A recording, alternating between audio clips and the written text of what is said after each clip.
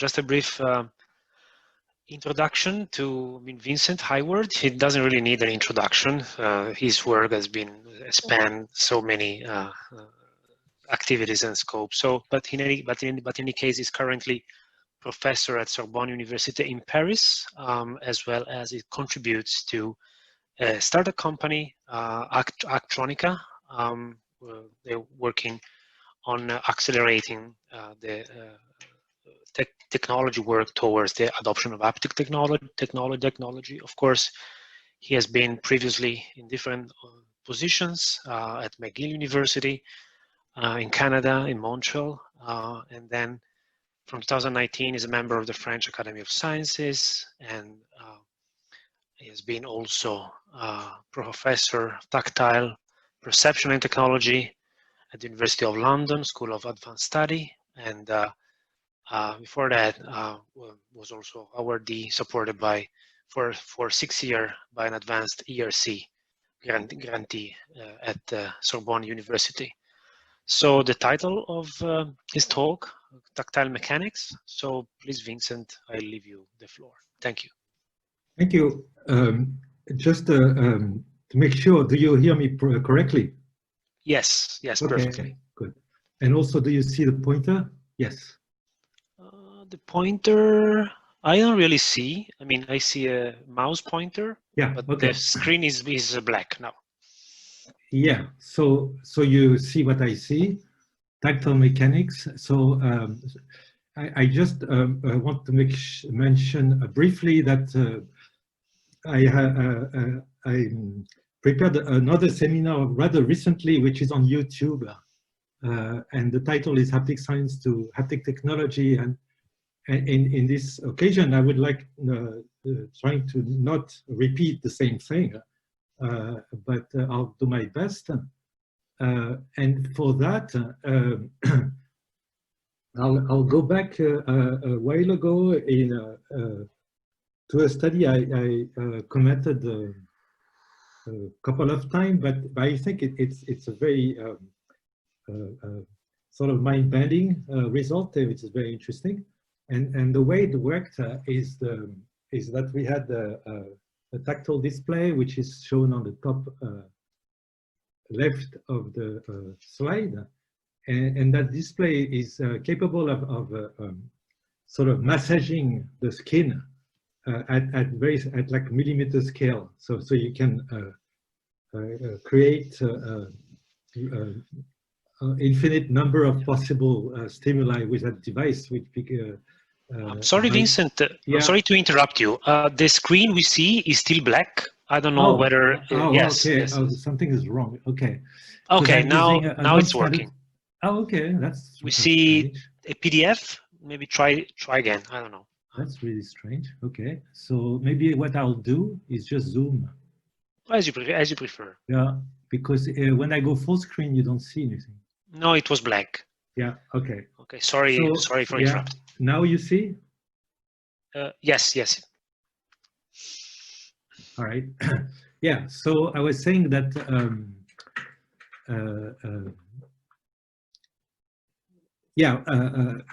going back a few years back because that study is still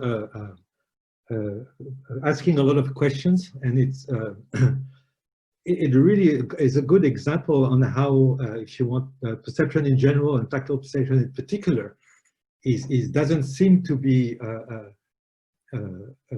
following a model of that is usually used in or adopted in robotics, where you have peripheral information coming in the sensing organs, and then that information is processed stage by stage to become more abstract as it goes somewhere in the brain. It doesn't seem to be at all the way our perception works. And in my stay in London, I actually was heavily influenced by another completely different view of how perception works, which is the idea of predictive coding, which is essentially says that you don't see, feel, or hear anything that you haven't seen, felt, or heard earlier, or actually that your brain has learn how to make sense of the peripheral signals. And and the second part of that theory is that actually when you experience the world, you actually have it already experienced. And then essentially the peripheral information gives you signals that actually corroborate a prediction. And so two things can happen. Either that prediction is well corroborated, and then you have a normal perception. You see a person, or you see a car, you hear a symphony, or you feel an object. But if it doesn't, then you still can have a perception, but we often call that an illusion. It's like something that doesn't correspond to what common sense would actually tell you. And that's a really interesting. So essentially, the illusion tell you a lot about the kind of priors that the brain relies on to make sense of peripheral information. And here is a case which is really, to me, still very interesting. When you push on a surface, essentially, your motor system goes through a standardized pattern. It's just, you have no load, and then you push, and then the load goes through a maximum, and then it goes through back to zero in sort of a Gaussian pattern, which is very stereotypical. So you don't have to think about it. And what we did is I organized a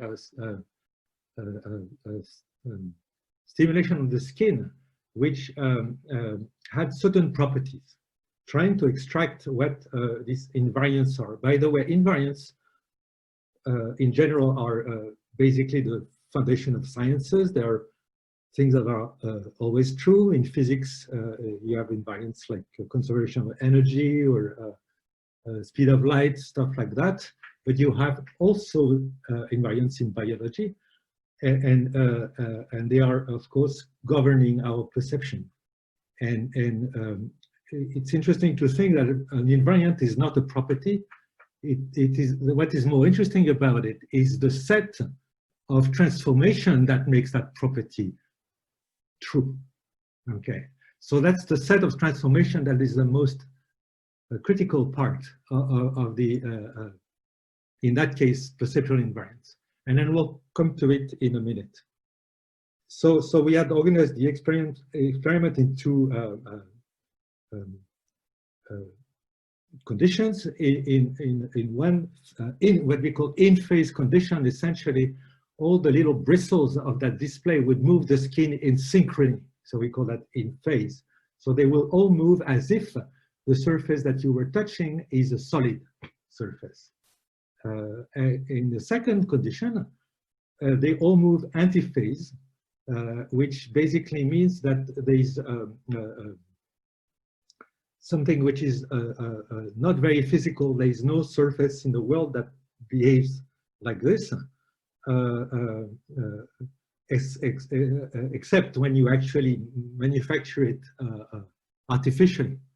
So the only difference between the two is really the phase. Okay, so, and if you do the calculation, it's interesting. The in-phase case corresponds to a certain amount of mechanical energy.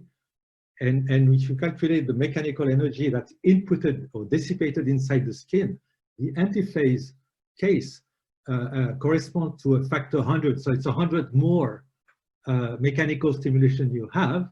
And then you can infer that you have 100 more spikes actually that's coming out of the skin.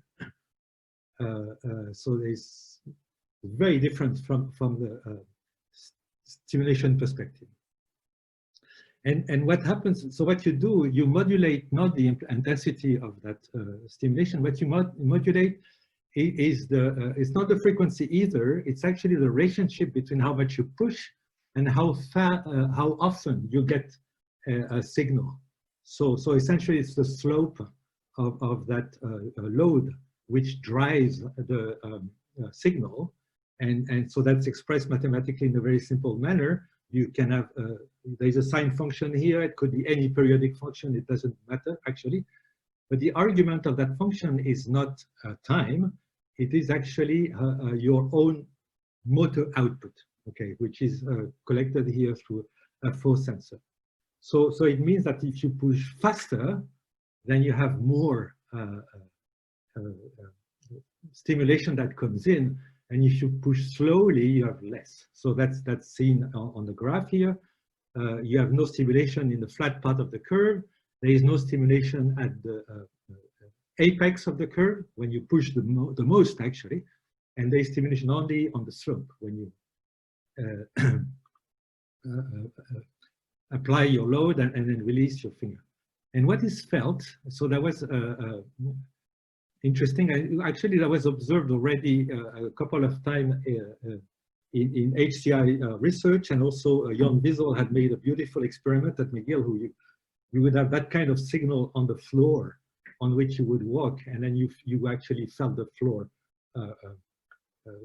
moving under your feet with that kind of signal. And so here we simply asked the participants whether they felt their finger moving. And you can see on the graph that actually they did feel their finger moving quite a bit, actually way above threshold. It's like the estimated displacement was like 5 millimeters, which is quite a lot. And it's correlated to the ratio actually of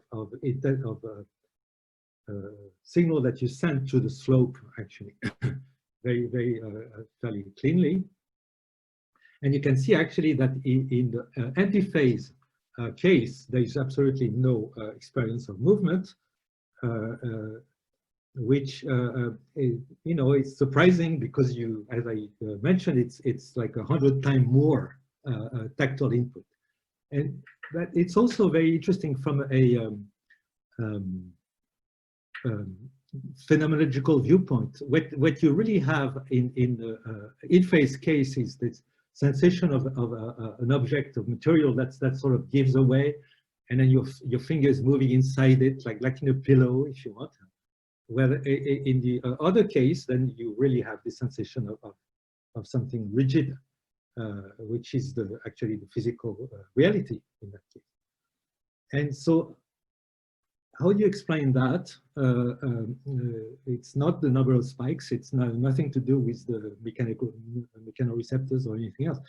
It really has to do with what we think is the natural statistics, which most of the objects that you experience when you grow up actually they give, they slide, and you have frictional dynamics. You have even if you play with Lego, actually all the Lego objects, they slide against each other, and they create these mechanical signals which are related to the way you move. And in fact, it's known in soil mechanics that if you take sand, or if you take a bag of coffee or something like that, essentially the number of mechanical events that take place in that object is related to the strain rate, which is actually what we were talking about, which is how fast the deformation occurs. And so that's what coffee beans do, or sand, or even solid objects. They have this property, or wood, when it cracks, it does that too.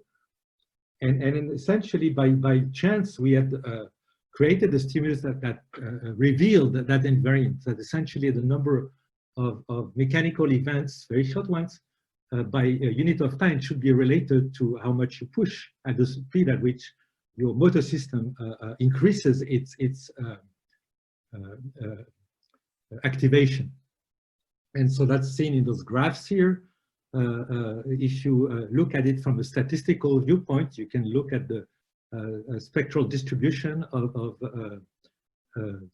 an object that is granular, like it was a bag full of small beads, and then you have this distribution which betrays this solid mechanics. And then the in-phase stimulus that we created somehow created the same statistical response. And then it's kind of surprising that we look at it from a statistical viewpoint, given that the algorithm that I showed in the previous slide is perfectly deterministic.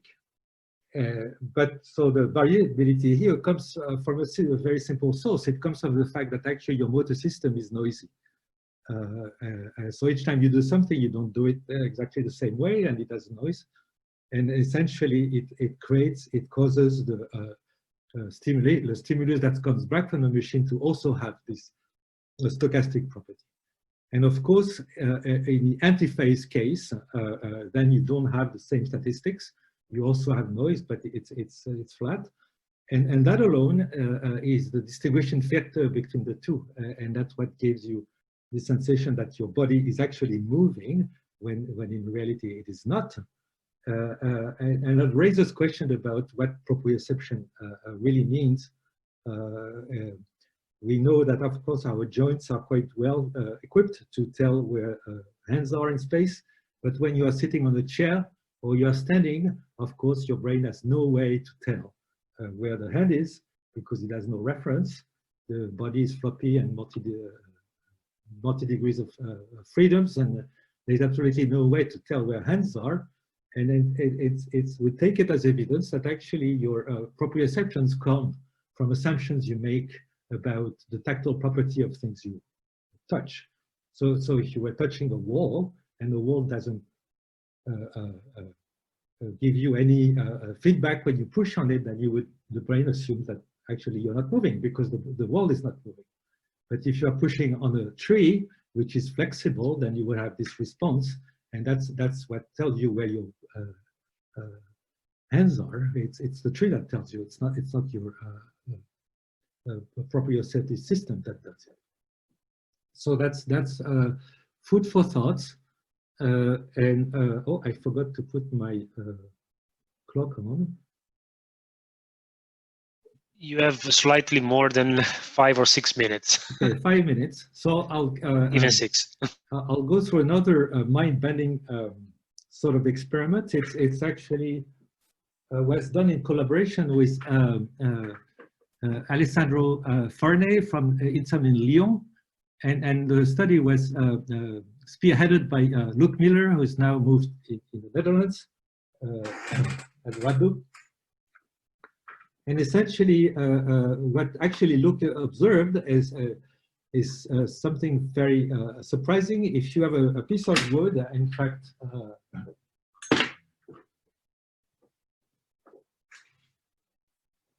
if you see me,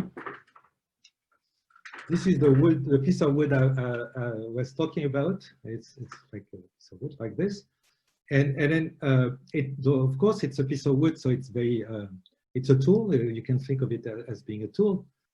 But when you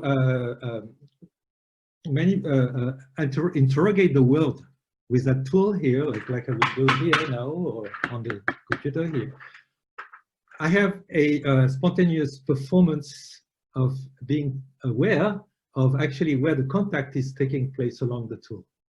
And when you do that in a lab, you realize that actually the intuition or this very weak phenomenological experience is actually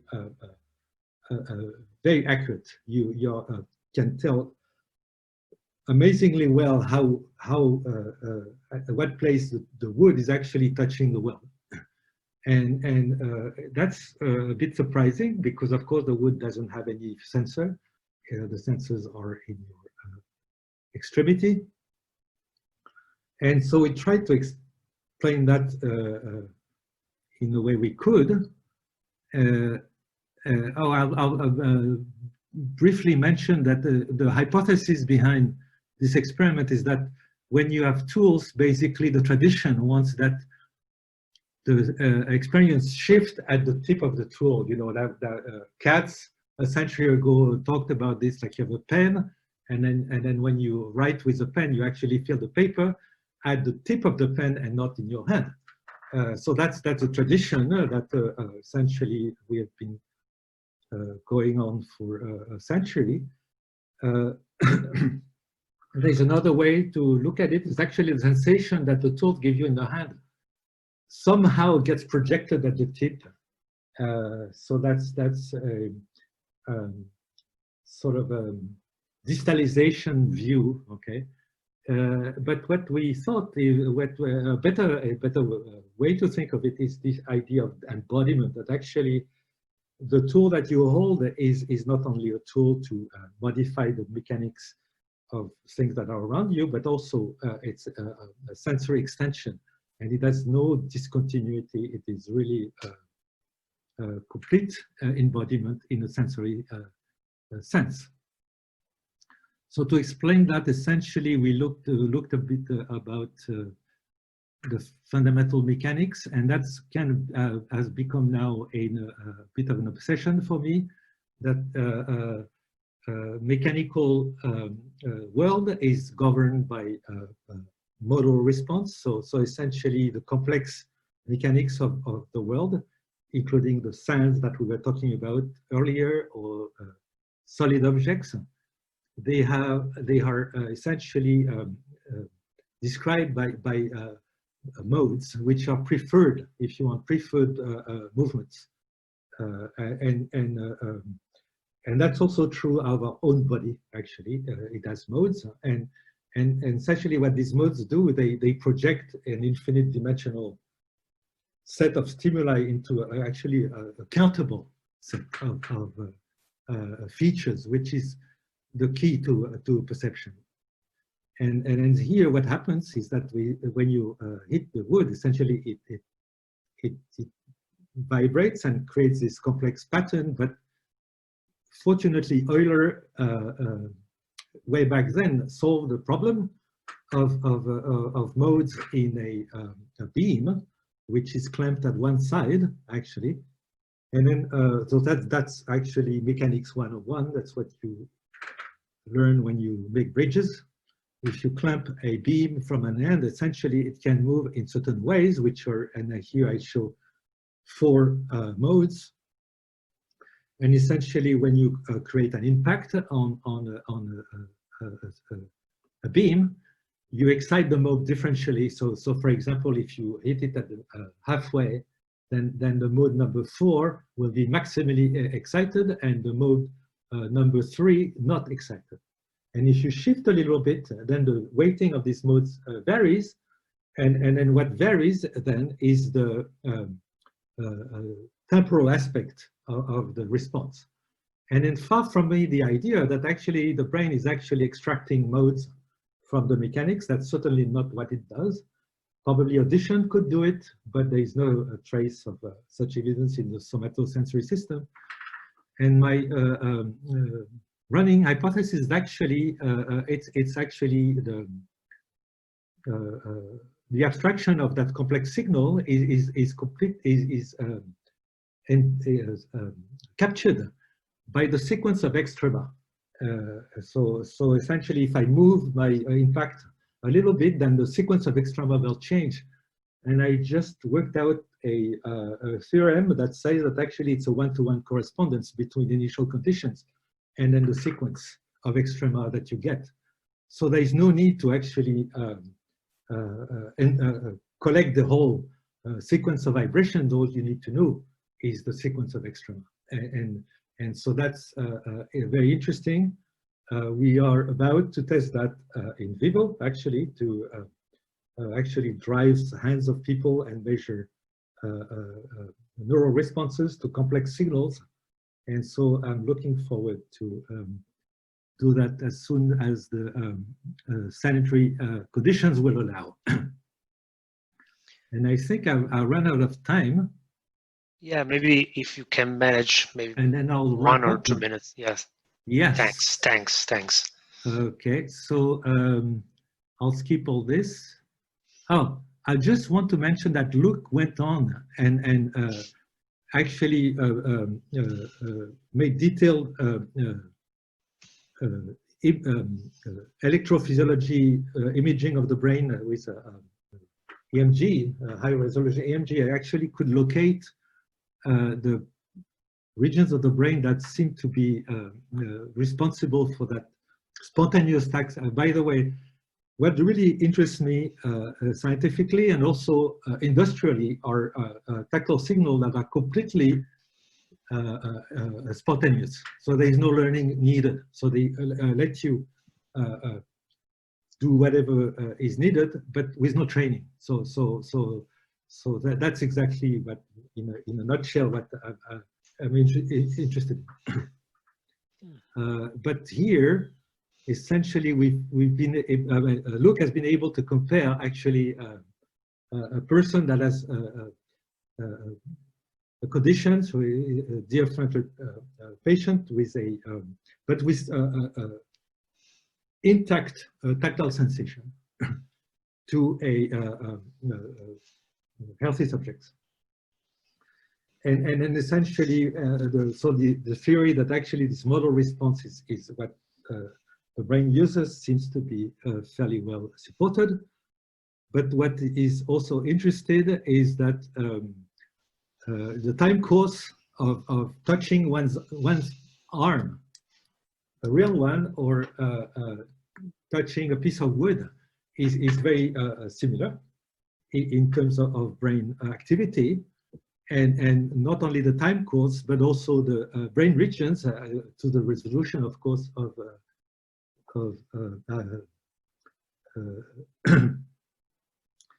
EMG really engages the same regions at the same time. So that's also interesting. It poses really interesting question in terms of somotopy. Do I have a piece of wood in my brain which is represented somatotopically? I don't think so. And I think it really poses more general questions about how different brain areas interact in order to tell something about the world. And on that, I will stop now, and then maybe take a few questions later. Yeah. Back to the next session of the workshop. The next speaker will be Alessandro Moscatelli. Alessandro, are you ready? Yes. Okay. So it's a pleasure for me to introduce Alessandro, who is also a very good friend of mine. He is a tenure-track researcher at the Department of Systems Medicine at the University of Rome Tor Vergata, and he is also a junior group leader at the Department of Neuromotor Physiology at the Santa Lucia Foundation in Rome, and is a board member of the Eurohaptics Society, and his research interests include human haptics and integration of proprioception and touch and tactile and visual perception and motion and motor control of the hand. His talk is entitled Integration of Proprioception and Touch for the Control of Reaching Movements. And please, Alessandro, the stage is yours. Okay, so I'm sharing the screen. Okay, can you see the slides? Yeah. Okay, so we'll start. Okay, first of all, thank you, Matteo, for this nice introduction, and thank you all for organizing this workshop. This is again the famous image from Lederman and Klatzky about three exploratory hand movement. And in a classical view, exploratory movement, the tactile motion generated by exploratory hand movement provide information about the touched object. However, if the properties of the object are already known or are assumed a priori, we can use tactile motion to infer the movement of the hand that generated this tactile motion. This is somehow in line with what Vincent was saying before, that if we know an a priori assumption about the object properties, then tactile motion can provide additional information about the hand and the hand movement. Now, in this talk, I will show you two different studies showing actually this idea, testing this hypothesis that tactile motion provide an additional cue for hand motion.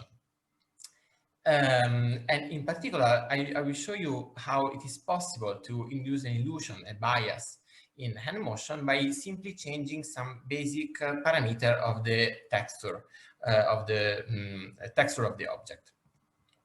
So the first study that was done actually in collaboration with Matteo and the group of Pisa was inspired by a well-known phenomenon in vision. So I guess many of you are familiar with the aperture problem in vision.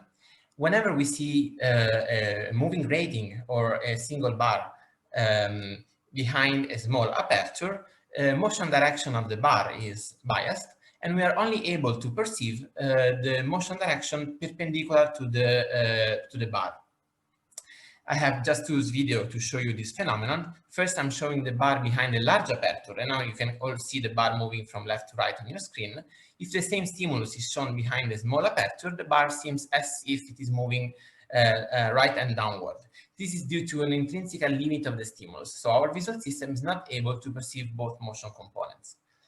And the same phenomenon also occurs in vision. So whenever we touch a plate with parallel raised ridges, if the plate is moving, for example, from right to left, we only perceive motion component perpendicular to the plate orientation.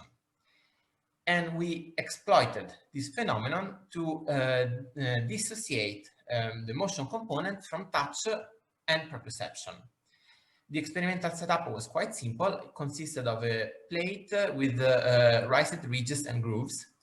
There was a lip motion to track finger movement, a force and contact sensor, and critically, a DC motor was rotating the plate between one trial and the other.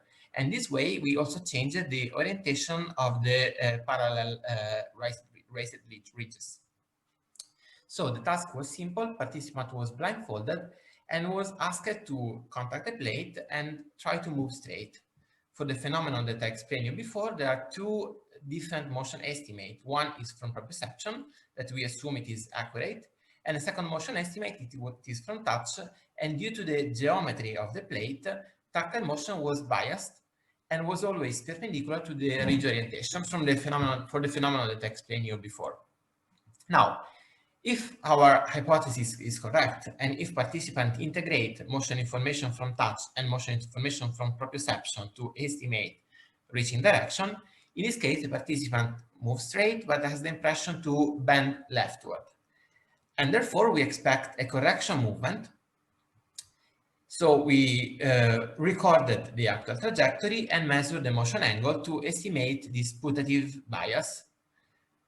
From one trial and the other, we rotated the plate orientation to change the orientation of the ridges and replicated again the experiment.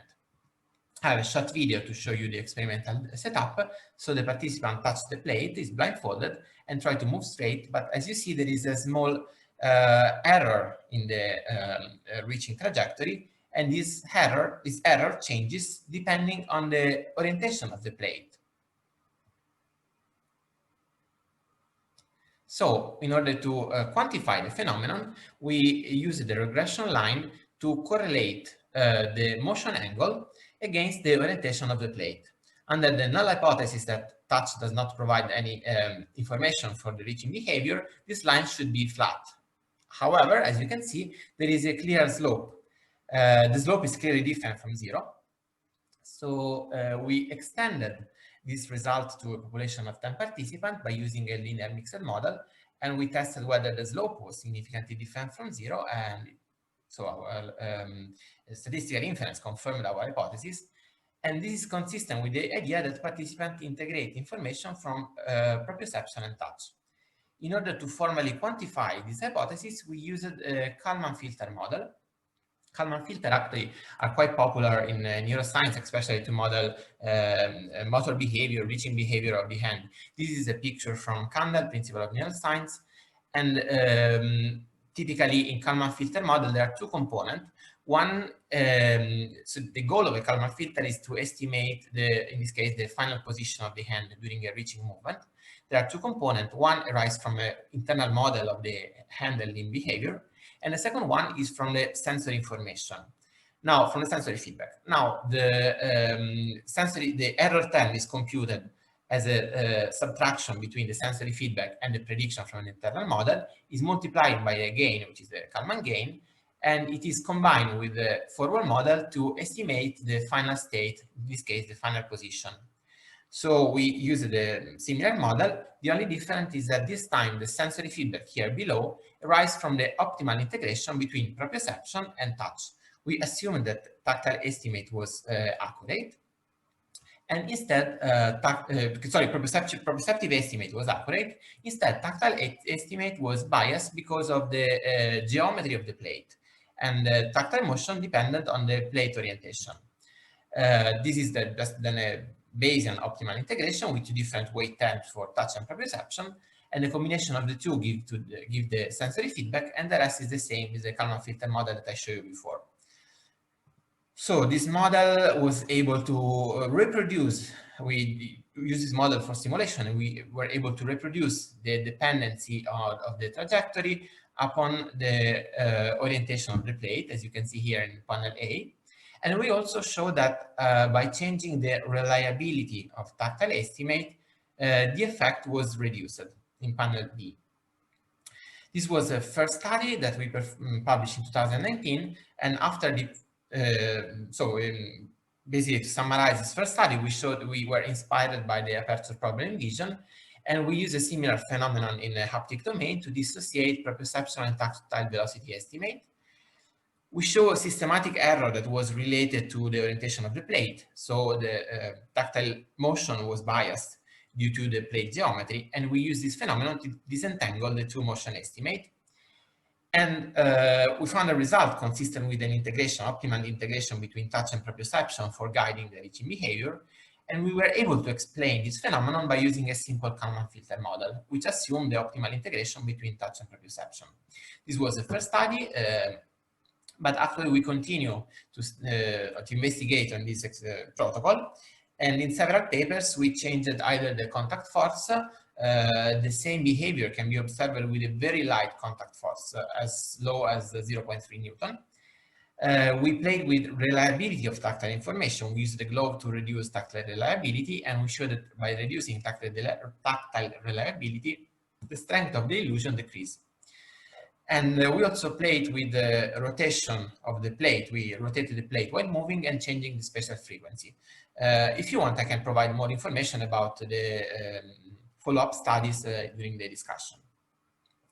And instead, I would like to use the time left to show you another second line of research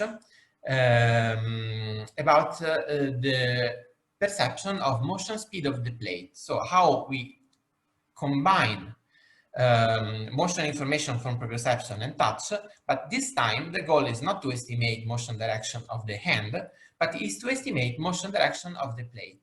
And again, I will show you that it is possible to bias motion estimation of the plate by changing the texture properties.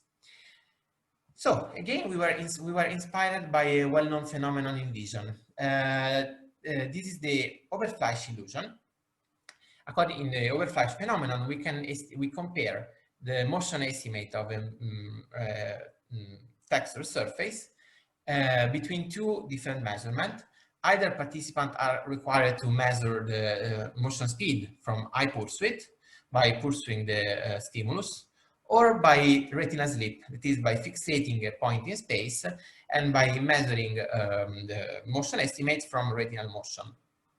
And the estimation from retinal sleep is the surface speed is overestimated when measured from retinal sleep compared to eye pursuit. We reproduced a similar paradigm.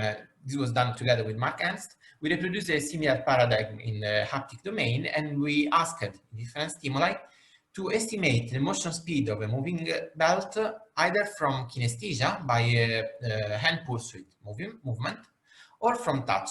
During the tactile estimate, the hand was placed before a rigid handlebar which prevented hand motion, and therefore the estimate in this case was from tactile sleep.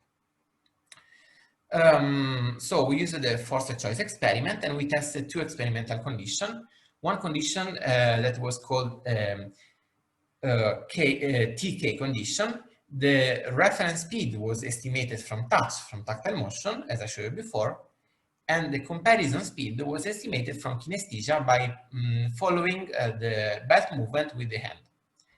And instead, in a second condition that we call KT, the motion estimate, or the reference speed was estimated from kinesthesia, and the comparison speed was estimated from touch. We use the psychometric function in order to measure this, model the results. And in the psychometric function, in the y-axis, we have the probability of reporting that the comparison speed was faster. And in the x-axis, we have the difference in speed between reference and comparison. Now, if the modality of exploration would not induce any bias, both in KT and in TK, we expect the PSE to be equal to 0 and the psychometric function to be centered on 0. Instead, if the same phenomenon, the same visual phenomenon, the overflash phenomenon, occurs also in the haptic modality, we expect an overestimation of tactile speed compared to kinesthesia, which means that in KT, where the comparison speed was estimated from touch, the comparison speed will be overestimated and the PSE should be smaller than 0. Vice versa, when the comparison speed was estimated from kinesthesia, this time should be underestimated and the point of subjective equivalence should be larger than 0. So this is a representative participant, which is in line with our expectation. So this speaks for an overestimation of tactile speed. We extended the result to a population of 10 participants with general linear mixed model. And again, we observed the PSE was significantly smaller than 0 in KT and significantly larger than 0 in TK. Now, the overflash phenomenon illusion in vision is modulated by the frequency of the visual texture. Therefore, we run a second experiment to verify whether the haptic texture might change the strength of the illusion. And we used 3 different belts, one smooth belt, a second belt that was made with raised ridges and grooves at a low spatial frequency, and a high frequency belt. And we expect the phenomenon, the strength of the illusion to increase with the spatial frequency. So again, we use psychometric function and we computed the PSE. And as you can see, there is no illusion with the smooth belt. So the PSE was not significantly different from 0 in none of the 2 conditions. There was a moderate overflash illusion with the low frequency belt and a higher phenomenon with a high frequency belt. So this is quite similar to the visual counterpart. Now, I'll show you 2 different experiments using real texture. You might wonder whether this similar phenomenon can be achieved by using a virtual texture. And actually, we ran a 3rd study. This was together with Mark and with Vincent and Mark Wexler also. And this time, instead of using a real surface, we used a virtual texture generated with a lateral device. So we vibrated sequentially the different pins of the lateral device in order to produce a virtual ridges. And we tested a similar phenomenon. This was also inspired by a well-established phenomenon in vision that is called the Fellini illusion.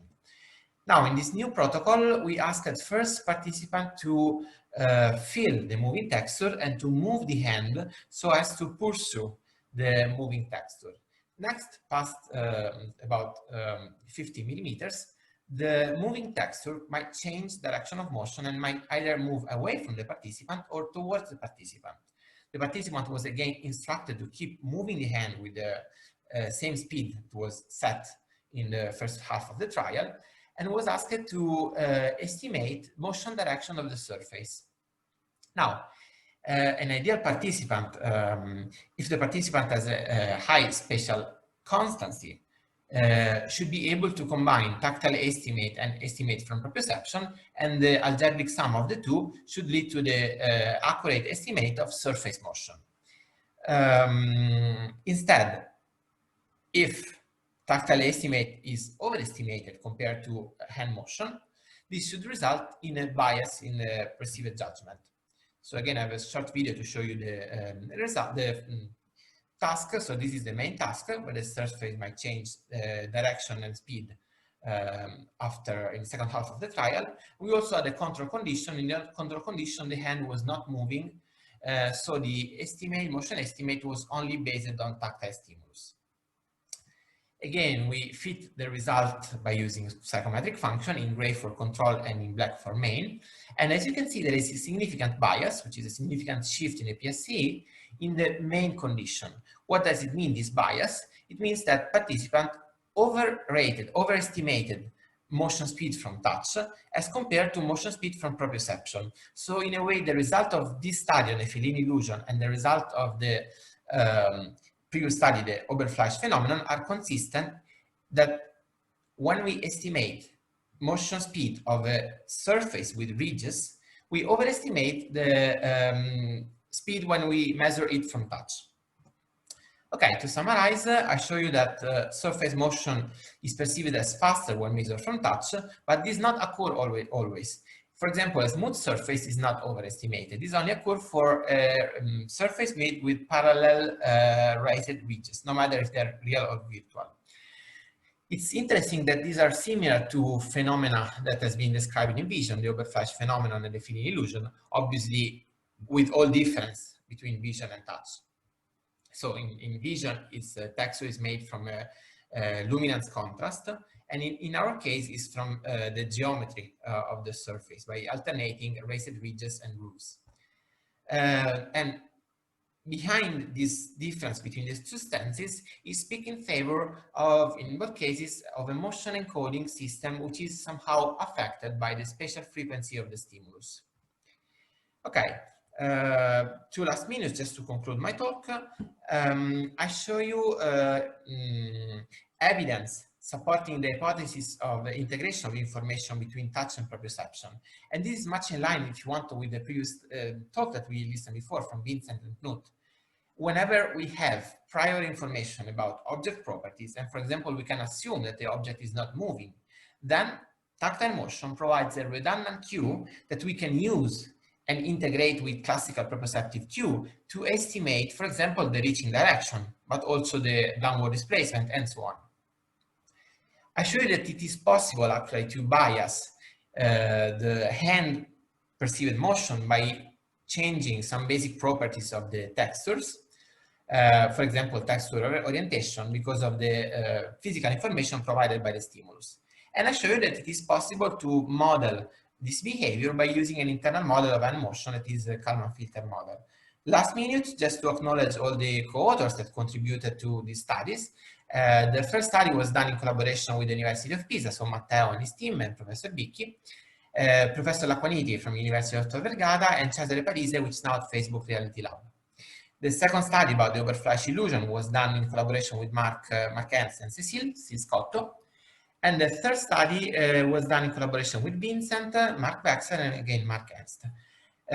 Several follow-up studies on the first experiment are currently being led by Gemma Bettelani, which is part of the group of Pisa.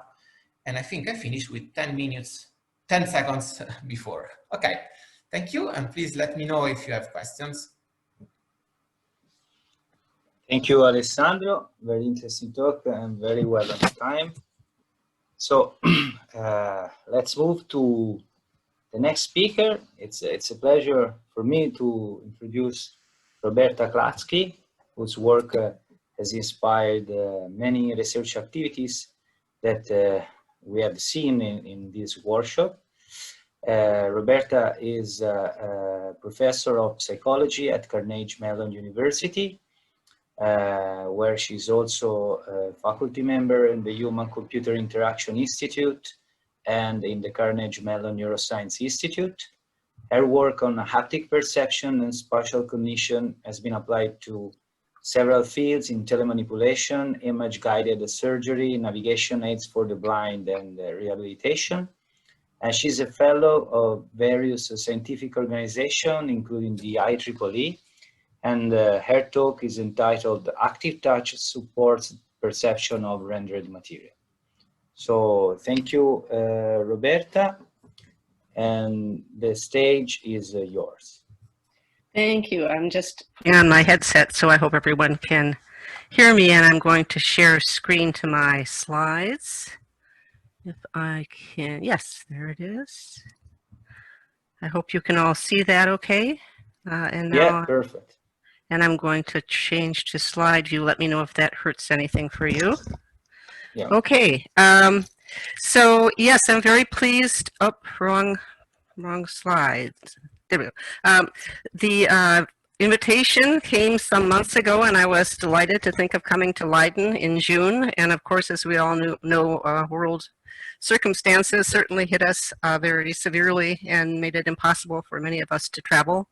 I would much rather be there right now, I think, than where I am. But in any case, I will make do with this lovely workshop. And I've really enjoyed the speakers so far. And what I see is a kind of interesting convergence and a compatibility with what I want to highlight in my talk.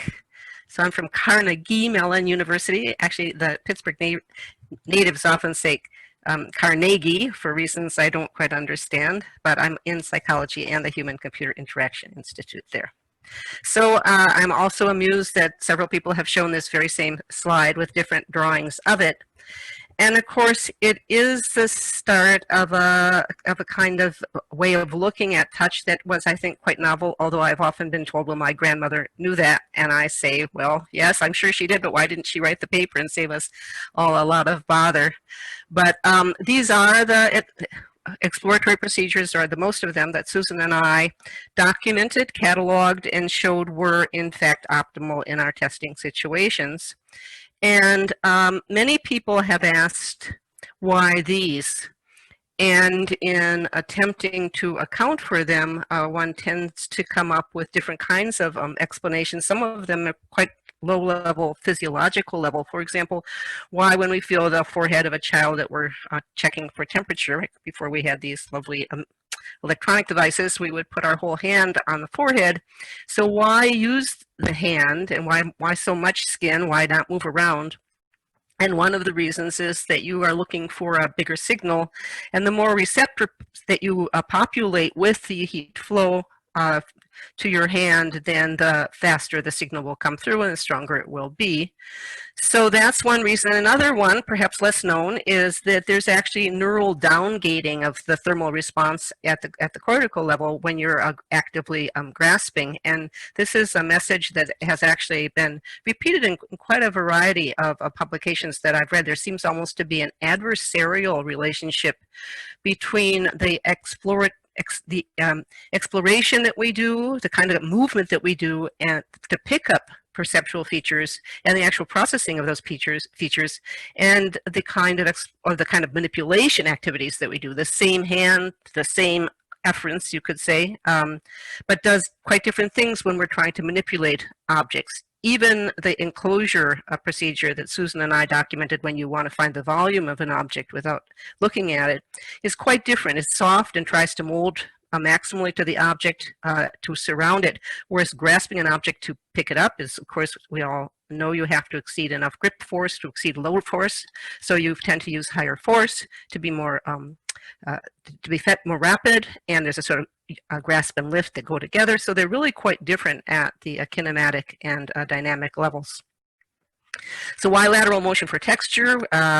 Sliman Benzmaya would say that it's all exciting the Pacinian receptor populations, but Ken Johnson says, no, it's not just Pacinians, it's also the Merkel receptors. But in any case, whichever mechanoreceptor population you think mediates the texture of interest, it's certainly heightened and perhaps must be induced by lateral motion of the skin.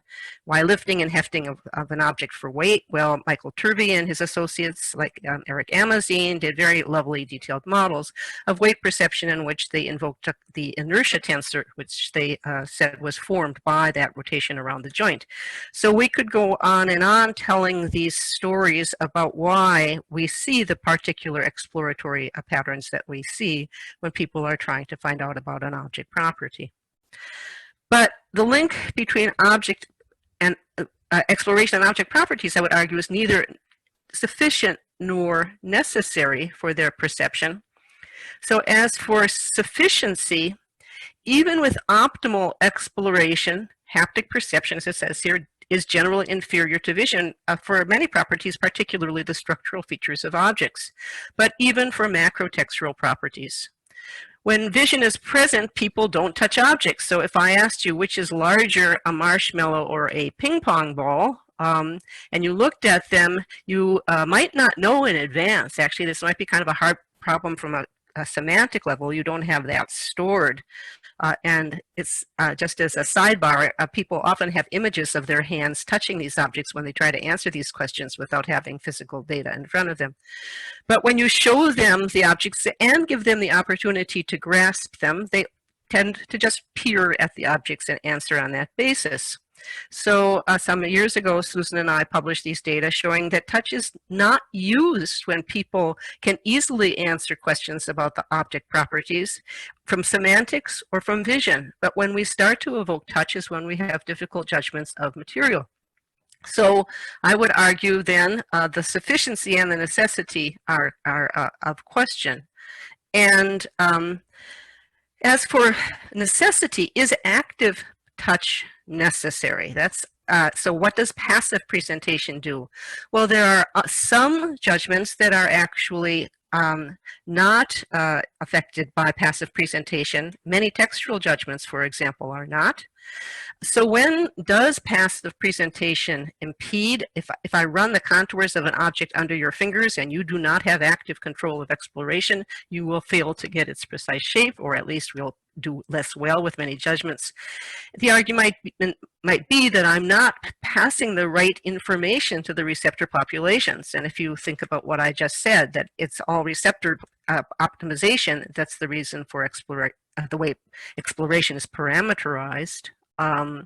You might make that argument, but I would argue there's another basis for thinking that active exploration is necessary, and it very much resonates to what previous speakers have been saying, and particularly Vincent. I think Vincent gave this talk for me. We just have slightly different directions of coming to the main thrust of it, and that is that when exploration is involved, active exploration, you can capitalize on internal representations from past experience. You can call them a mental model, priors, or embodied representations, but they are there, and they are a huge part of perception. And I would argue perhaps more in touch than in other domains, but it's hard to quantify these things. So what does exploration do? It helps you to build up a representation of a much larger world than the world that you have been immediately in contact with. And my longtime colleague and great friend Jack Loomis called this distal attribution, and Vincent's talk referred to it. The basic idea is that if you can make your interactions with the world respond as if there's an X out there, the brain will be likely to say there's an X out there. But active exploration is a huge part of testing the world and making these associations come about. So one of my favorite examples is from Vincent's work with Robles de la Torre, in which they show that you could perceive a bump from simply lateral forces on a flat surface. And this, you run along and you reach resistance, and it's coupled to the height of the bump, and then you run along, and now you are sort of facilitated in your movement by forces in the direction you're moving, in just the reverse. And lo and behold, you feel a bump. And at many conferences, I think Vincent brought a little demo of this around. So with Stephen Manuel working in Ed Colgate's lab and Mike Peshkin, we kind of moved this to a slightly broader perspective, in which we asked about what if you have multiple bump surfaces. So on the left here, you have the apparatus that we used, and the two fingers were constrained to ride on little platforms that were some distance apart, and they did these coupled movements along a slider. And as they got along the slider, they received these lateral force cues to bumps of the same sort that Vincent and Robles de la Torre had implemented.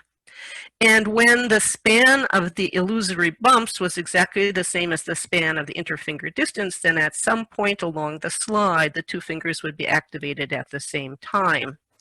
And as it shows here, you could basically have two attributions about this. One shown at the top is that there are two bumps, and it just so happens that they're spaced exactly at the same spacing as your two fingers, and so they just happen to be hit at the same time, and therefore you would have a two-bump model. On the other hand, that would be quite a coincidence to hit two bumps on the surface with exactly the same spacing as the two fingers. And moreover, these are coupled.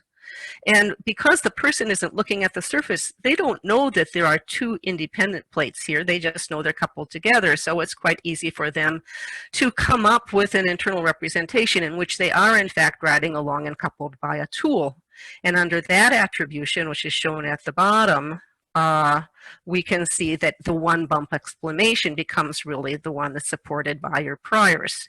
So now the question is, if you space these bumps at different points relative to the two fingers, will you see some jump between the models? Will the models smoothly degrade? What will happen? Or, in fact, does the system simply like coincidences and not try to avoid them and is perfectly happy with the two-bump solution when even though the spacing between the bumps is the same as the spacing between the fingers? And here are our results. There is, in fact, first of all, coincidence avoidance. So at the far end, when the two bumps are spaced exactly the same, zero separation, zero difference between the bump separation and the finger separation, people predominantly adopt a one bump model. And then as you go down to different spacings, much wider differences between the coupling of the fingers and the coupling of the bumps, they shift into a two bump model. And our paper on this, if you're interested in the details of the model prediction here, you can read about them. But basically, we are following a Bayesian model in which we try to avoid the coincidence of two bumps that just happen to be on the surface the same as the fingers. So this really shows you a rather complex model of coupling with a tool that has been brought to bear, presumably somewhere in the nervous system, to arrive at these perceptual outcomes. Well, going from illusory bumps, how about illusory textures? Actually, our paper on this was just accepted at a conference, MICI. And for some time, I've been interested in the notion that we could try to create absolutely minimal textures by simulating or giving the brain the opportunity to think that we're passing our fingers over a surface when we're actually just driving it along 1 degree of freedom. And I'm certainly not the only person to have thought of that, although a later paper by Strohmeyer and Hornbeck did a nice job of implementing this with quite a different device. We've been looking for cheap solutions for some time. So ordinarily, when you bring your finger along a surface with a tool or without, you're basically going to be, if the surface has enough macrostructure, displacing the finger up and down as you apply your force. And so in both space and in time, depending on your movement speed, you're going to have some kind of, if it's a sinusoidal surface, you'll have a sinusoidal displacement. And to the extent whether you completely ride up and down and compensate or not, the force will also change as well. So with my colleague George Stetton and our student Oliver Snyder, we asked, what if we replace the surface with a one-DOF actuator? And these happen to be available quite cheaply. In fact, you can accomplish this with a simple speaker. So indeed, we did this. We mounted our speaker, and what the trick is to give people some illusion that they're actually feeling the displacement as they go along a surface. So what we did was put on top of the speaker a little platform that held another a plate that they could slide along, and actually we were able to track people along this plate. It's actually not necessary to do the tracking, but for this experiment they were tracked, and the displacement was adjusted accordingly. So this just shows the flow of our experiment. We read their finger position with the potentiometer. We had a lookup table to change that into a speaker cone displacement. We sensed the displacement, and that was basically our control loop. Now the interesting question is, did people get a surface out of this? So what we are doing is essentially allowing them to slide along a little platform while we're driving the platform up and down with the speaker, and we're hoping for some kind of internal representation of a texture, and I can testify that this can get to a kind of crappy buzz when you drive at high intensity and enough high frequency, but in between it modulates quite beautifully. And if it's controlled entirely by your own movement, by moving faster or slower, you can actually have the illusion that you're going along a texture that has more or less widely spaced corrugations. Since these are not infinitely stiff interaction, it always feels to me kind of like corduroy, so I say I can simulate corduroy from kind of wide whale to narrow whale. And we did some nice psychophysical judgments on this. This is amplitude, this is a normalized intensity of the internal response. We could call it roughness, buzziness, liveliness, whatever you want to call it. But here we asked people to judge roughness, and it tracked quite nicely with the frequency and the amplitude in the signals. So people are able, in fact, to get quite a nice intensity range out of these signals. We also did in our experiments threshold discriminations, the just noticeable difference for amplitude and frequency, and therefore I have to say, amplitude was pretty good relative to the literature, but frequency discrimination was not very good with the device. So I wouldn't go there with it. I think, but though for conveying textural properties in some loose sense, right now it's okay. And of course, this is a very early step in ever delivering something that's as crude as a 1 DOF texture simulator. But it gets my point across, and that's elaborated on the next slide. That exploration is absolutely the key here to activating the mental model. It does more than enhance transduction, and all bowing to the gods of transduction. Indeed, exploration does get you the right mechanoreceptor or whatever thermal receptor population going, but at least for many scenarios, it does more. It activates this internalized model that allows us to fill in the gaps and create distal attribution under very sparse contact. But we should realize how sparse touch is anyway. Our 5 fingers are distributed. We very rarely get to embrace a whole space all at the same time, and even then what we can do in exploration then becomes quite limited. Astrid Kappers has done these lovely search experiments in which people sort of go into a bucket of round beads and immediately feel that there's a square bead, but on the other hand, if they wanted to enumerate the beads or thread them onto rods, they would go to a different kind of exploration, and it would be sparse. It would be supporting manipulation. So touch generally is sparse in space and slow in time. We know some things about this model. We know it's certainly something like a Bayesian model in that it uses priors. We know it favors priors over sheer coincidences. And I like this little diagram to the left because you can easily see what would happen if we had no platform, no exploration. You would feel that you were, in fact, you can get the same effect by just putting your hand on any device that's running a little motor like an air conditioner, and you'll get that little throb and you don't feel like there's a texture under your hand. So here, exploration is absolutely necessary. A 1 DOF driver without a platform is just a vibration.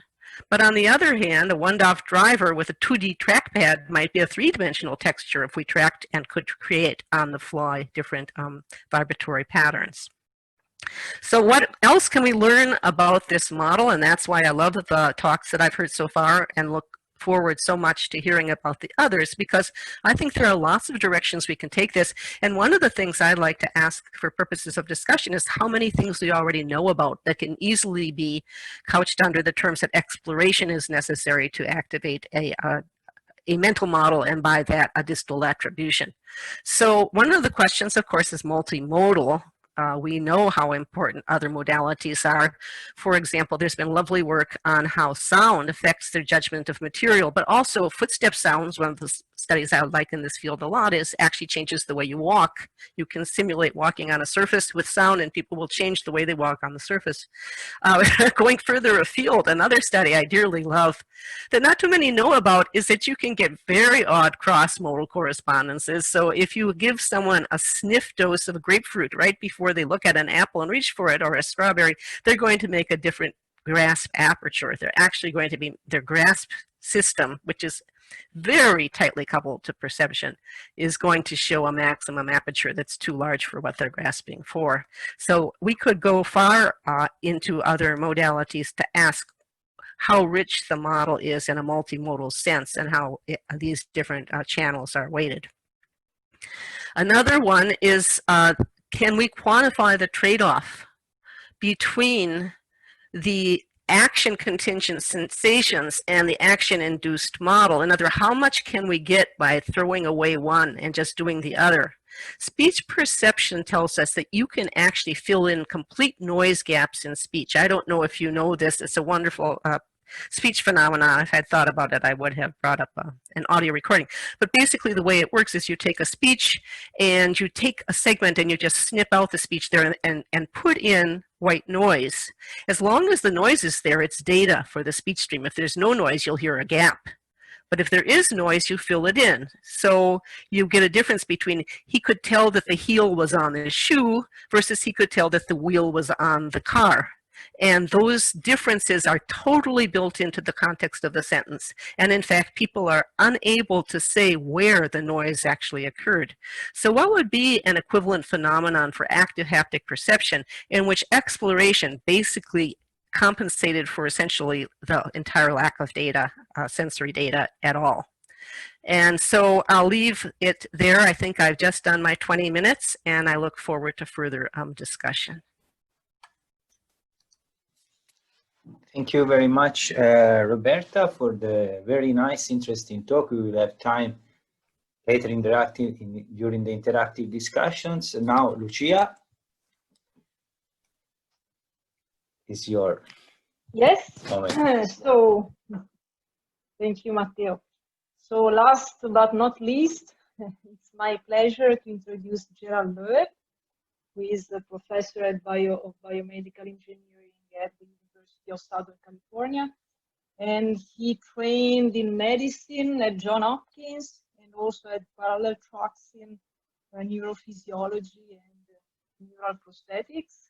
And let's say that he became involved in haptics as an inventor of the BioTac, the famous BioTac system, and as the founder of SynTouch, which is its manufacturer. So it's a pleasure to me to introduce Gerald. Please go on with your talk. The title is Learning from Bio-Inspired Haptics. Thank you. Thank you very much for the invitation to the meeting, and very sorry that I can't be there in person. I'm going to go to my screen share here, and hopefully you'll be seeing my first slide.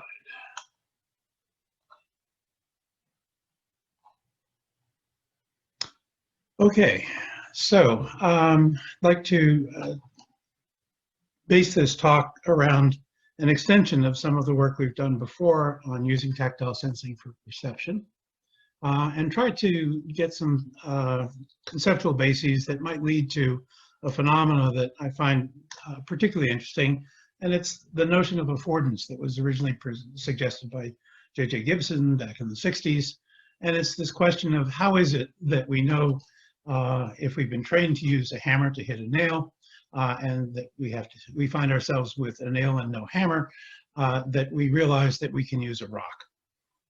This is, as I'm going to tell you, a particularly intriguing form of intelligence, because of course the grip is different, the decision about the properties of the object are different, and yet we know to do this. So I'll go back now to the question of how we recognize even previously identified objects. When we first came up with this multimodal tactile sensor, we asked the question, well, if you had a bunch of objects, you could learn how they feel and then identify them if you were a robot. And so we went, of course, to the notion of the set of exploratory movements that have been beautifully worked out by Klatzky and Letterman, and we said, well, if we got a robot that was dexterous enough to make those movements, and we sensorized all the fingers with our multimodal tactile sensor, then, what would the problem be? Well, we would use the one-to-one correspondence, more or less, between these optimal movements and certain properties. We would have then some database of known objects that had been explored in all these ways. And if we extracted these properties and compared them to our database, we could identify objects. Now, that all makes sense from an engineering perspective, but I don't think it necessarily makes sense from a baby's perspective that has to learn all this from scratch rather than reading it out of a program. The infant really knows nothing other than it can send signals out and get signals back. It doesn't know it has a body. It doesn't know there's an outside world. And it has to create that illusion, really, of reality in its brain as a result of an extremely extensive period of system identification, making literally millions of iterations of movements over the course of several years to acquire these kinds of skills. And it occurred to us that rather than having these pre-programmed movements and object categories, that what you would actually find in the brain is that you've done a lot of different motor behaviors, and you've interacted with the world at different times and received information by, let's say, 3 different sensory dimensions. And what you would form up in your brain is associations, essentially the sort of thing we know neural networks do. That if you made this movement in the presence of this particular object, you don't yet know there is such an object, but if you did it often enough, you'd get certain patterns of sensory activity. And if you made different movements with that, when that same object was present, you'd get different patterns of sensory activity. And then if other objects were present, then you sometimes might get overlapping families for one movement, but for a different movement, you would get non-overlapping. And so now, of course, you'd have the basis for discriminating these two if you had such an internal representation of essentially clusters of all of the movement types that you've done and all of the relatively raw sensory data that might be available to you. And I'm going to talk about this from the standpoint of tactile information, but it probably extends multimodally, and we'll talk about that later. Now, the question, of course, is when you are confronted with an object that you want to identify, you don't systematically run through all of the sequence of exploratory movements that were cataloged by Klatzky and Letterman. Instead, you make a first movement and you get some piece of data, and depending on the context you're in, that information about the fact that it's large and rectangular immediately calls to mind several different alternatives, and now you have a next movement to make. And that next movement you presumably want to be efficient to discriminate these two, and there are many different ones you could use. You might decide to heft it. And if you find out that it's heavy, well, now you've solved the problem without, for instance, looking at its thermal properties or its texture, which also could have been used alternatively. So we know that when you have a piece of information given to you, this combination of a movement and various sensory percepts that came to you, that you can use this incremental way of making inference as you get each piece of information, Bayes' theorem, to update the probabilities to arrive eventually at a conclusion. But the question we're asking here is, how do you decide which movement to make? Bayes says, well, suddenly magically a piece of data appears, and now you can integrate it with your priors to come to a new probability, but you have to decide about which piece of data to get.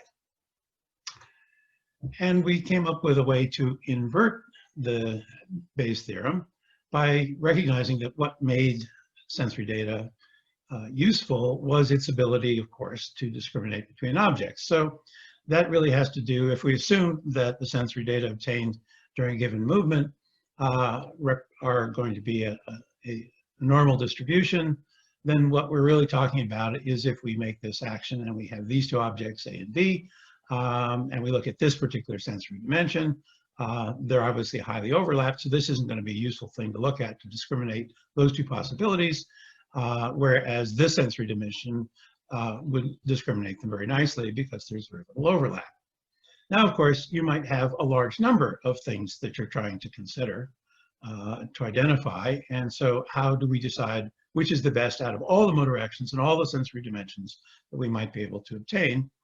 And it turns out that if you simply multiply the items, the rows and columns, by the corresponding probabilities of your priors based on whatever information you already have, and I've showed that here by essentially this sort of shaded, the higher numbers are less shaded. And so if you take this weighted matrix and simply add up the weighted values, it turns out that the optimal next movement to make in terms of likelihood of discriminating the object is the weighted matrix with the lowest confusion. This is a confusion matrix, this is a weighted confusion matrix. And you can go around this loop until you reach some threshold where you say, yes, that's good enough, and we'll accept that as the identity of the object. So we decided to test this. We obtained 117 different textured materials, and we said, you know, which exploratory movements are we going to make as we sequentially try to identify what these objects are. And we limited ourselves to sliding movements for textural features initially, and we arrived at the fact that, of course, if you're just going to make sliding movements, you have to decide on two variables, force and velocity, and empirically we discovered that in terms of the discriminability on the basis of traction, one of the sensory things we extracted, or fineness, the frequency response or roughness, the amplitude of the texture, they all lay on this line, which after the fact we sort of said, oh yeah, obviously they're more or less equal power. So now we have three different movements, three different sensory criteria. We actually keep track of all the matrix of possibilities, so we can look for each movement at each of the three, even though for most materials, their preferred movements might be these. And we said, okay, we have these 117 materials, we explored them 5 times each, stored all the data, reduced them to normal distributions for the variability of what we got from each. And we said, okay, here's a material, showed it to the machine and said, make movements sequentially and as quickly as possible based on this inverse Bayesian exploratory algorithm. You know, how quickly can you identify them out of 117? So initially there are no priors, so the probabilities are all 1 over 117. And it turns out that there's one, for this particular data set, one best discriminative movement, movement 3 with sensory percept 2. And for this material, it immediately starts to look more like silicon rubber. You make another movement, it's getting better. You make a third movement, and you go over the 99% criteria of probability that we said was a conclusion. Sometimes you have, as you would do if you were trying to judge textures, you have some initial decision, you try a different movement or look at a different sensory response. You'd think it might be something else, you try something else. And as you go back and forth through those, you gradually converge on the correct solution, which in this case was textured vinyl. Sometimes you are exposed to something, you come to conclusions that are incorrect or that you cannot resolve. And it turns out that these two are actually indiscriminable by humans, no matter how much exploratory movement they make. And our machine generally performs substantially better than humans. But in this rather human, iterative, you know, somewhat confused, gradually trying things, sometimes it tries the same movement again, because in fact, that is the optimal thing to do to reduce the noise of a particular bit of sensory information by repeating it. So the results were that you had 3 exploratory movements by 3 tactile dimensions. We only tried 16 of these things to see how well they were. They were picked at random. And we got 95% correct with a median of 5 movements. We stopped at 10 was the maximum we allowed. So, you know, that was pretty good. And the errors were things that humans couldn't differentiate. And so we thought, well, let's extend this to 500 materials and a wider range of materials that differ not just in texture, but in thermal properties and in hardness. And now we extended this to 5 exploratory movements and extracted 15 tactile dimensions. And those are in fact a set of movements and dimensions in a three-dimensional system called Chakari that SynTouch now uses for, makes available for commercial haptic perception. What we got, somewhat surprisingly, this is obviously a much harder problem. There are 500 materials, 15 tactile dimensions, and we got 98% correct, and in a smaller amount of time. And, you know, that's in fact the sort of behavior that you wouldn't expect from, say, a neural network where the dimensionality would be seriously confusing. And in a representation that's obviously quite sparse, 500 materials out of 15 tactile dimensions. But what we think we have here is, because of this iterative approach to using Bayesian decision-making, rather than this gestalt that you get with deep neural networks, perhaps we have a cure for the curse of dimensionality. Now, from a human perceptual standpoint, dimensionality is a blessing, not a curse. If you want to think about how many objects you can discriminate in the world, well, you can imagine that for each of your sensory perceptual categories, what it really comes down to is how much overlap there is. And obviously, the more bins that you have, the more discriminal bins, which is a factor of essentially what the standard deviations are for things that you explore repeatedly, that gives you a number of discriminal objects on that dimension. And if you have high dimensionality, whatever that that number of bins is raised to the power of the dimensions. So having this high dimensional space is a huge advantage to being able to categorize the world. And of course, these standard deviations are heavily a function of the noise in the sensors, the noise in the actuator that has to make repeated movements repeatedly, and of course, the natural heterogeneity of the objects themselves. And one of the things that falls out of this is, if you have a lot of sensors, it's a good idea to make use of all their data. In fact, probably one of the reasons why we have so many sensors in the skin is that if you want to reduce noise, as anyone knows from signal averaging, the square root of the number of signals is the reduction in the noise. So one of the things that comes out of that is you should listen to all the tactile information that you have, rather than extracting high-level percepts, which is what we were doing in the Chakari machine. And this is an example of some learning that we started doing, in which we, instead of extracting percepts, just simply took all the signals that come out of the biotac and put it into a learning system that learns how to how to segment movements for exploring this object in certain ways that I won't get into. It turns out to be useful, and other people have started using the raw sensory signals quite effectively. But the other thing I want to call your attention to there is that those movements, if you were seeing a human do them, look grossly spastic. And that's another problem that I'll get to at the end. So let's try to get back to this question of affordance. Is this useful? Well, you know, we think of all the objects that we might classify as hammer, and the neural network people say, well, you know, you train them all to recognize this category hammer. But if you don't do that, if you just let the representation of hammer be their natural similarities in all this space, and then maybe there's some additional identification for the terminology, the word hammer. You know, how do we teach a child what a hammer is? Well, we let them explore the hammer, and then we look at them and we say, hammer, hammer, hammer. So of course they just associate the sound of the word.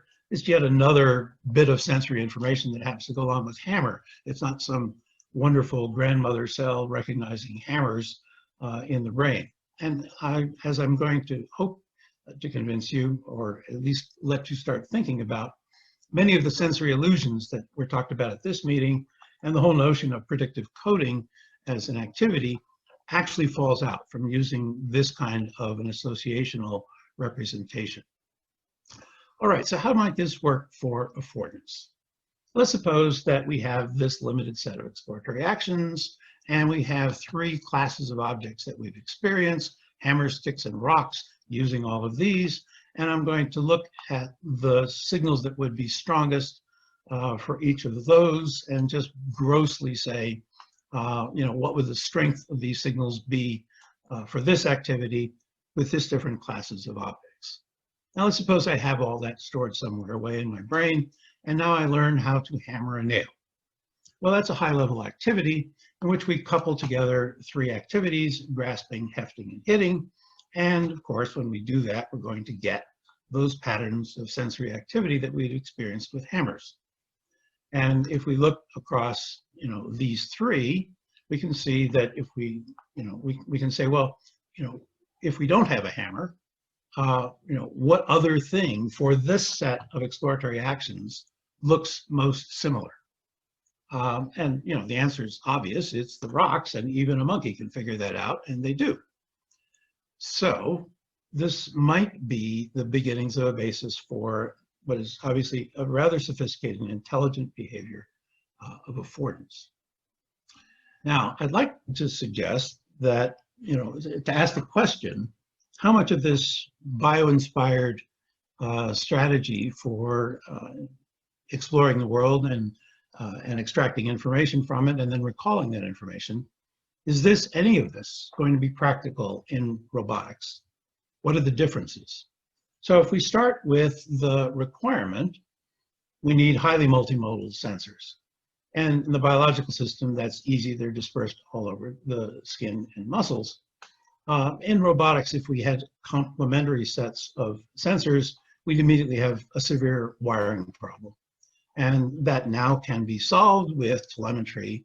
And if we did that, robots would actually have an advantage over biological systems in bandwidth and delay and signal-noise ratio. And I think we're going to have to get there if we're ever going to get haptically enabled robots with multimodal sensors. Those sensors also have to be robust. In the biological system, we get that by regenerating them constantly. Skin is constantly wearing. And in robotics, we don't know how to do that. Sensors are going to be vulnerable, so they're going to need to be modular, and they're going to need to be serviceable, because they're going to constantly be damaged or worn out in harm's way. And that's another technical challenge that we need to fix if any of this is going to be useful for haptic robots. Now, a much more substantial problem is that, remember that infants spent millions and millions of trials developing this internal repertoire and dividing it up into some set of categories that are useful for it based on its experience. And, robots don't do well with that kind of wear and tear. And the strategy we'll have to apply to that is model-based. If we can make a really decent model of the robot and its complete set of sensors, which people are starting to do actually for the biotech and other sensors, then there's some possibility we can run huge amounts of experiments without any wear or tear at all and do them rather quickly, which means that experience is now scalable. Now, another problem is that based on the experience, the biological organisms actually wind up quite heterogeneous. My internal representation and your internal representation of things like hammers and rocks are different based on experience. We might have more or less categorization for different ones that we've explored more or less. And that means if we do this with robots, that the functionality of the robot's unpredictable. Which means that if we want to get robots that are really good at particular behaviors, we might have to run a lot of these experiential simulations, but that's good because if we select the one robot with its experience that does the best, it's clonable, and humans are not. Even if we could clone, yeah. Sorry, Gerald, 2 minutes left. Sorry. Okay. Even if we could clone the human, we can't clone their experience. And the other is that humans do this really well because they can go quickly from repetitive movements in a graceful manner. In fact, when you make saccadic eye movements, which are an exploratory movement, or haptic manipulation movements, you're doing about 3 changes a second. And robots, as we saw in that video, are terribly poor because they don't smoothly pair their movements together. And that's because they have, because they don't incorporate something I'm going to hopefully spend in the last minute to tell you about, which is a different way of controlling their hardware using middleware. If they could be even faster than humans, and then we could get to the kinds of robots that we see in science fiction, for better or worse. The reason that robots are so clunky, we believe, and we've been studying this for some time, is that the controllers don't talk directly to the motors. It all goes through this thing called, that we've referred to as a spinal-like regulator, in which the command signals really change the state of these local fast feedback loops. But they also mean that when you create movements, and this is the kinds of circuitry that we already know to exist in the spinal cord, quite sophisticated, and that what the brain is doing is setting gains to get the system to make movements that are smooth and that fare well one movement into another. And when we've trained systems to take rather gross descending commands, in fact, step functions that set up those regulators to the right gains, we can get the kinds of center-out reaching movements that motor physiologists love to study that look, in fact, identical to the ways in which humans make these kinds of movements. And we're doing that by means of a step function command that goes through this regulator. So I think what we have to get to, if we're going to get to robots that are truly competent haptically, is get away from this notion that people often have of that somewhere in the brain there's a controller that is smart and we have no idea what it is. We have to get down to breaking down this model into the highly distributed systems, each of which is capable of adaptive control. All of these are learning systems, and they work in this hierarchical manner to give us this combination of perception, which we think we have some ideas about, coordinated with decision-making about which movement to make, and coordinated with these smoothly fared movements. And we're having our first crack at studying that with an extremely simple model to see how much of this stuff can self-organize by going through the kinds of motor babbling movements that we know infants do, and in fact occur even in utero. So thank you.